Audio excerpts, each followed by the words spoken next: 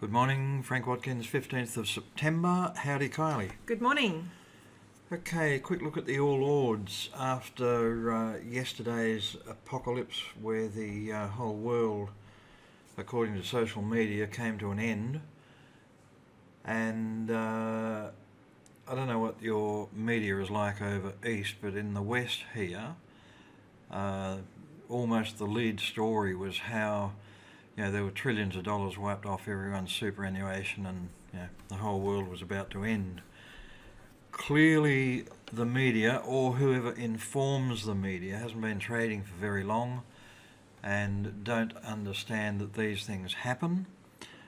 I've been asked a couple of times what I do on a day like that, and I've said for 30 years the best thing you can do on a day like yesterday is go and play golf.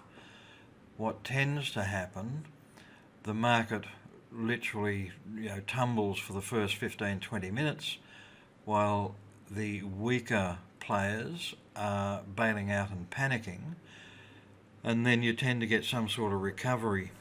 We got that yesterday, although the recovery was very, very weak. We only finished about 25 points off our lows, so still a nasty day, but they happen. If you're going to be in the market, those things will happen. As far as the All Ords is concerned, I still see us stuck between the 7,500 level and the 7,000 level.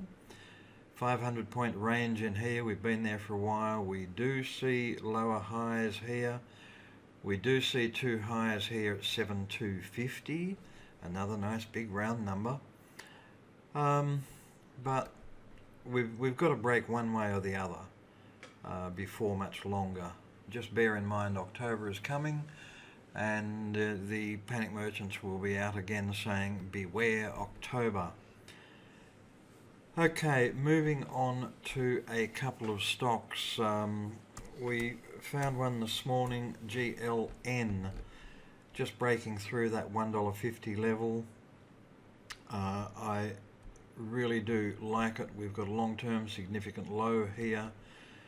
We've got a high, we've got higher lows, and we're just breaking higher highs. So there's a bit to be said for GLN. I want to mention IIND as well. This is a ETF that follows the Indian market very closely.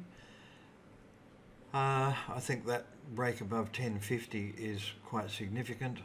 Just a quick look at the 5 years. The overall trend is up. We have had a fair old hiccup during that March-June period, like everything else. Nice to see OBV turning the corner. We talked the other day about GT1. Still very much like that chart. The break of 85, 86, I think fairly significant, or the break of 80 even, and green technology metals. You couldn't come up with a better name than that one. And then GL1, we put this up on Facebook when it was about to break the ascending triangle. Target easily reached. We did see this as double top this morning at around the 280. We did sell 279. It has gone a wee bit higher today, but from 201 to 279 in 4 or 5 days, especially when there's a big move like yesterday, quite happy to take that off the table. I think in actual fact most of the lithium stocks are getting to be overextended. Not saying they won't go higher, but expecting a pullback, which give everyone an opportunity to get back in when the strength comes back in. OKR, we mentioned a few days ago, we did buy the break. It did back off a bit, showed a bit of strength yesterday when the whole market was really dumping, and we're back on the road again today. So that's it from me. I'll hand over to her. Thanks, Frank. There's just a few stocks that I have found on a scan that I was wanting to go through. It's the same scan that I do every day.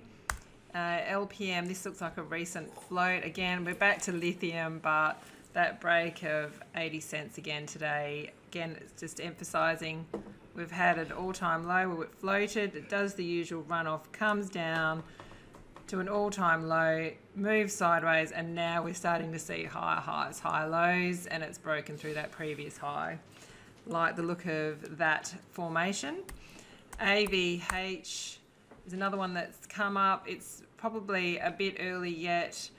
This looks like resistance up at the $2.35.40 level. So I'm keeping an eye on that. I'm just liking that it's come back. It is found support at this previous resistance through here. OBV's starting to look a little bit better.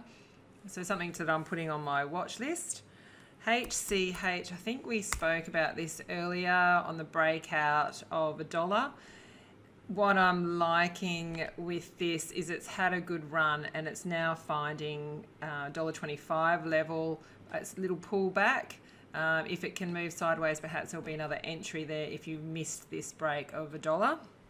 If you have got on, maybe look at where your stop is. You can move your stop up from below $1, perhaps under this candle or down at the previous low down here. Anyway, it's a way to have a look at what your plan is and how you're going to implement it. 1MC is another one we found yesterday. This is a little penny stock one. This is having a good go at 3 cents. Looks very exciting. Really like the look of. How many out there?